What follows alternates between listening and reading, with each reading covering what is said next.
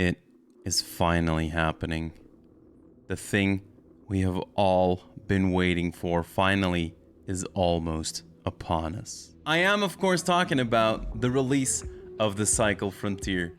This week, Yager has finally given us a release date, and it will be the 22nd of June. And on this 22nd of June, the first season of the Cycle Frontier will start. However, there is going to be a preseason which is going to start in the 8th of June, and it's important that you guys jump on that as soon as you can, because there will be no wipe between the preseason and the start of the very first season. So get in there, make sure you are grinding it out already, get in there at the first possibility, because it is going to be available for everyone through the Steam store or the Epic Games store.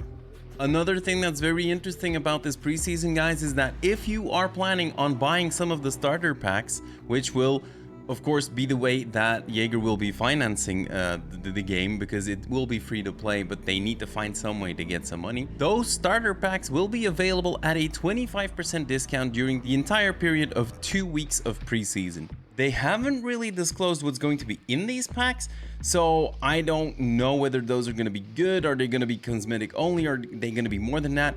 We don't know that yet, and we're gonna have to wait and find out. Now, they did say something in the statement which said it's time to look cool and take names. So this seems to suggest that while the packs will include some cosmetic things, it also seems to imply that there will be other things in there, like perhaps weapons or armor. They're also talking about starter packs, aka multiple, which makes me assume that there will be multiple tiers of these available, probably in different pricing ranges, as you see for other games as well. Now, I don't know about you guys, but I have my fingers crossed that the higher tiers of these starter packs won't give away too much of an advantage to people slamming more money on the table, but we don't know anything yet, so we can't talk about that just yet. Next to all of this, the game will also be supported by a battle pass called the Fortuna Pass, which will reward you with, quote, goodies, rewards, and cosmetics.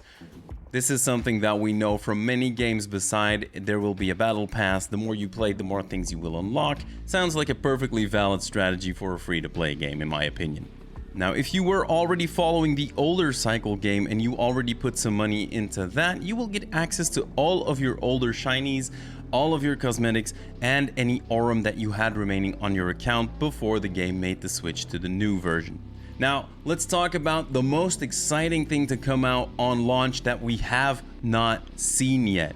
This is a feature that was not in the closed beta yet, so we haven't been able to play around with it. The launch will have the very first dungeon available. So that is going to be freaking exciting. There's new content for us to go explore that we haven't seen in the beta yet. And from the things I've heard and read about them, it's gonna be, they're gonna be spicy. You're gonna have to go in there guns blazing. Don't just bring one stack of ammo, things like that. Bring your friends, and yeah, you know, be ready when you come out of that dungeon.